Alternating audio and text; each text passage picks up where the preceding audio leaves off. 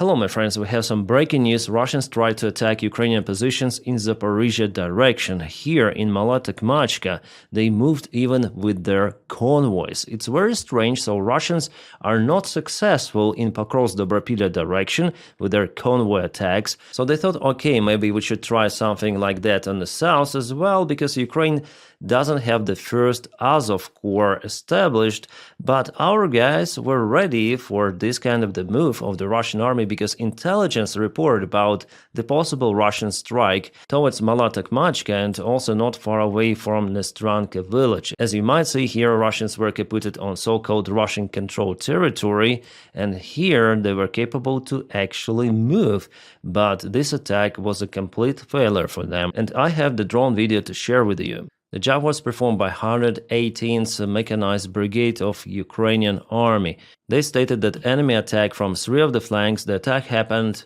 yesterday. Yeah, today, by the time I'm recording this video, it's 21st of October. But the attack happened on 20th of October, and here you can see the Hunger Russian vehicles on the way.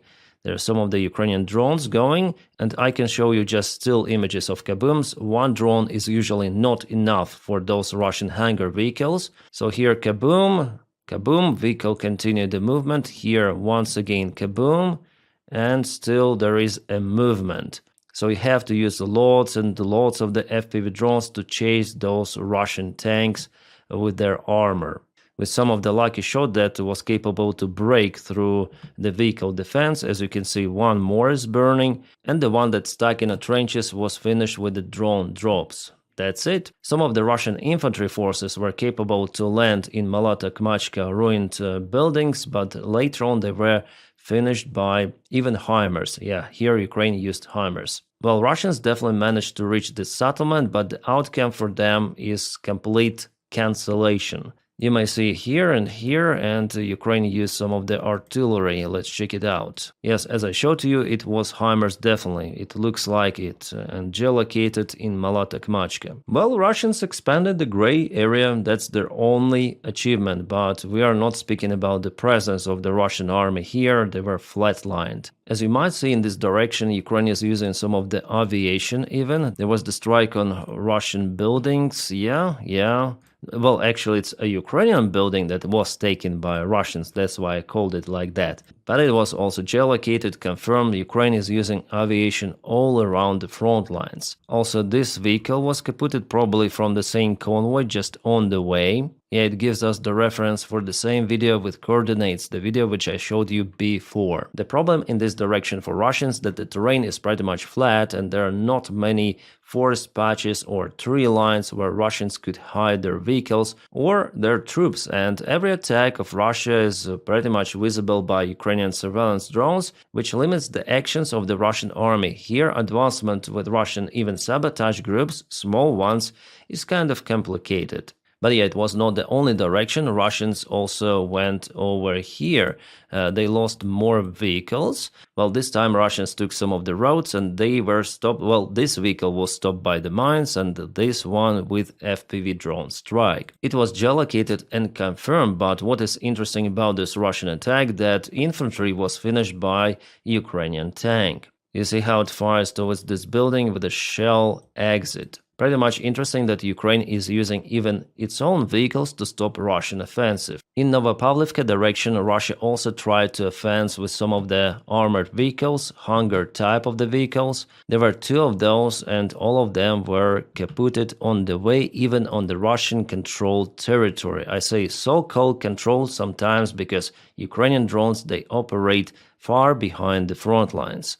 Yeah, vehicles were hit, infantry landed out in some of the forest line, but later on was chased and finished. A usual story for Russians, so we have this some sort of the deja vu from 2023 and 2024. Then Russia attacked not just with the infantry forces, but also using big, long convoys, armored vehicles, tanks, everything. And now they reincarnate this stuff, but all of that brings them severe, absolutely crazy losses. And what I see here that Ukraine managed to kaput even Russian artillery system far away. Oh, it was a Grad system, PM-21 Grad, definitely on fire. As you might see, Russians are trying to use some of the protection for the system. Well, in this case, not just track was hit, but the artillery launching unit itself, so it was kaputted. Geolocated, confirmed, really far away from the zero line of the front lines. And this is the most fresh video from Zaporizhia direction. One more Russian midwave attack happened on the south. Many of the vehicles Russians used and all of them were chased by Ukrainian FPV drones. Totally, Russia used 20 of the vehicles in this strike. Also, there were some of the motorcyclists and everything of that was kaputted. The job was performed by Ukrainian Brigade Roniny. And this video I got from Sternenko channel, who supports drones for those units. So for a single day, the losses of Russia in Zaporizhia direction are comparable to what they have lost recently in Pokrovsk-Dobropilya.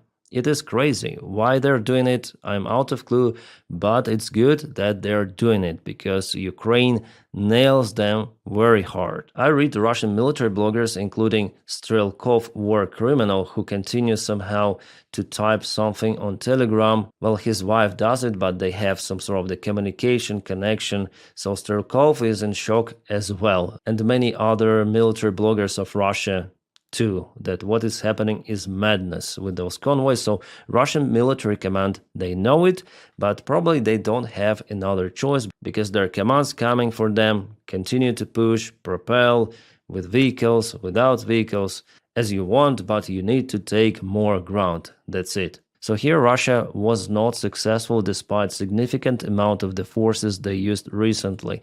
Well, Russians also tried to advance towards Stepnogorsk, and there is the expansion of the gray zone for now. Ukraine works with some of the artillery systems on Russian positions, and the Russians are moving closer to the settlement.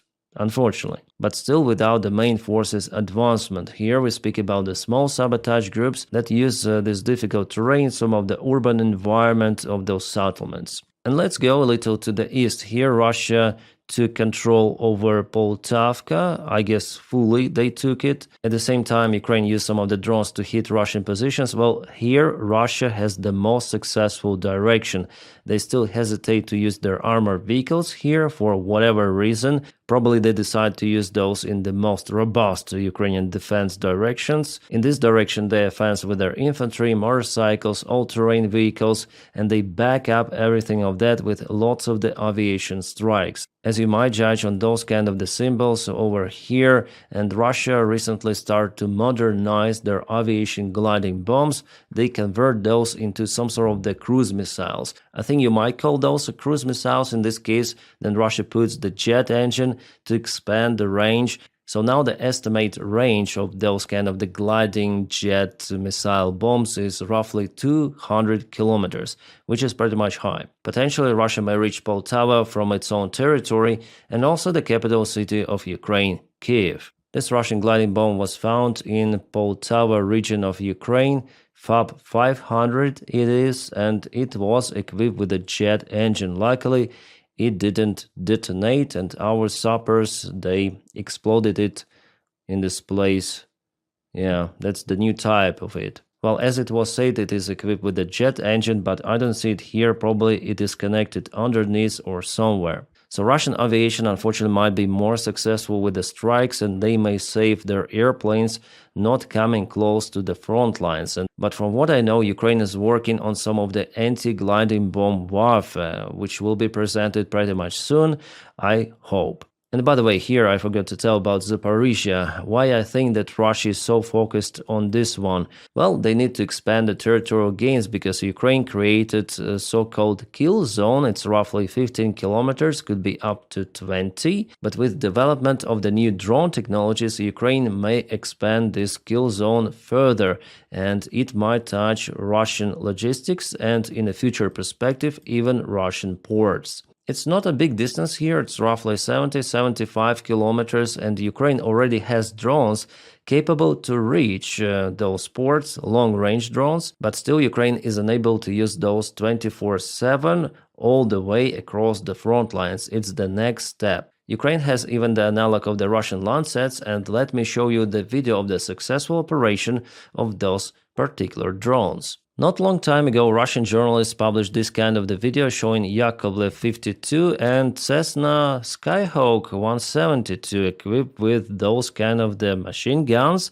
Those airplanes are being used by Russia to shut down Ukrainian drones, which are entering the Russian airspace. So here you can see some sort of the tail gunner with Kalashnikov. But this drone video is presented by Ukrainian SBU. Here's this particular airfield with those particular aircraft which are being aimed and hit by Ukrainian Lancet drones. I don't know how Ukraine calls those, but definitely it looks like Lancet. And here's the outcome. Sorry guys, I cannot show you the kaboom itself like video. For more details, please check out my Telegram. That's the restriction of this platform. Yeah, not just a single airplane was hit, but some others as well. Well, it's really hard to tell where it happened. I think somewhere at the bordering region with Ukraine, somewhere in Belgorod Oblast or maybe Kursk. Well, many thanks, Russian propaganda, for giving us the information about those light airplanes which are used to shut down Ukrainian drones.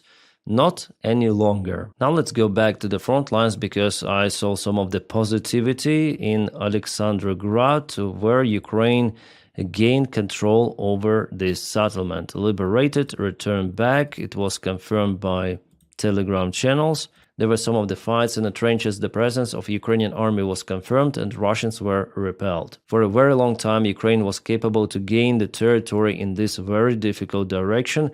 And as you see, Ukraine also hit some of the Russian vehicles, Russian artillery system. Yeah, it was Grad once again, so it was kaputted very, very far away. As for Pokrovsk, well, there are no any changes. The fights continue inside the settlement, inside the town as well. In Dobropilya direction, also nothing new. In Konstantinovka direction, there are attempts of Russia to move further with small sabotage groups, but the front line is standstill. Kupiansk, very difficult situation for Ukraine. Russia uses drones, Ukraine as well. And we have the update from the deep state military map that give us the advancement in Malinivka yesterday and today. Also, Russians occupied Poltavka. I already mentioned it for you. So yesterday and today.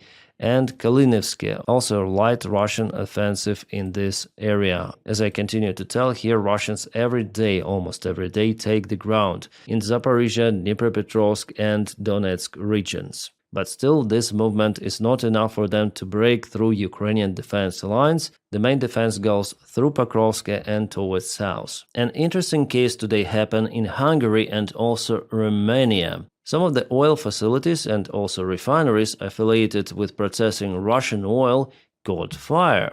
On the night of October 21st, two strategic energy sector enterprises linked to Russian oil suffered accidents. Yeah, almost simultaneously in Hungary and Romania. Fire at the MOL refinery in Hungary, the MOL Dunai Finomito oil refinery complex near Budapest, was kaboomed in a large fire. The enterprise temporarily partially stopped operations. The plant processed the Russian oil. Later on, an explosion occurred in Petrotel Lukoil refinery in Romania. The plant belongs to a subsidiary of the Russian company Lukoil. According to the official data, the explosions occurred in the individual sewage system during the repair work. One contractor employee received injuries and now in a hospital in stable condition. So, since those events happened simultaneously with oil connected to Russia, and as you see, not just Hungary is dealing with Russian oil, yeah? I think that it's impossible for it to be some sort of the coincidence. People smoked at the wrong place at the same time? No, I think it could be also a false flag operation to accuse Ukraine for some of the attacks on European partners, because just European partners now influence Ukrainian military, giving own weapons and also purchasing weaponry from the United States of America. So there could be also the action of Russia towards that direction, but I'm here so far not sure. It could be everything. I'm just gonna monitor the situation. It is very, very interesting. But so far, Orban is not screaming, oh, it's Ukraine, Ukraine. No, he's pretty much calm, and today he's invisible. What I do not understand is the cooperation between Russia and Georgia. So Russia ships first oil to new refinery in Georgia. Because Ukraine hits refineries on territory of Russia, Russia is now looking for alternates where to refine its oil. So they called Georgia, the country which they attacked back in 2008, and they agreed that Georgia will just refine Russian oil and send fuel to Russia. Crazy. Georgia now has a really pro-Russian government. Yeah, there are some of the protests of people, but they cannot change the situation. I think that the only way possible for them to change it is like Ukrainians did back in 2014, just using force against police, government. Their government just does not react on peaceful protests. We see it, we saw it, and yeah, it's like that. Russia has established its full control using the soft power. It's the variant where Russia was definitely successful. Well guys, we have some interesting news, but I don't want to make this video long. That's why I'm gonna sleep and film one more video for you in several hours. Bear with me and subscribe for the channel, by the way, not to miss my videos. My friends, separate thanks for my Patreon supporters and also members of this channel. Guys, you make my job possible. And I wish you all a peaceful sky wherever you are, and have a great time.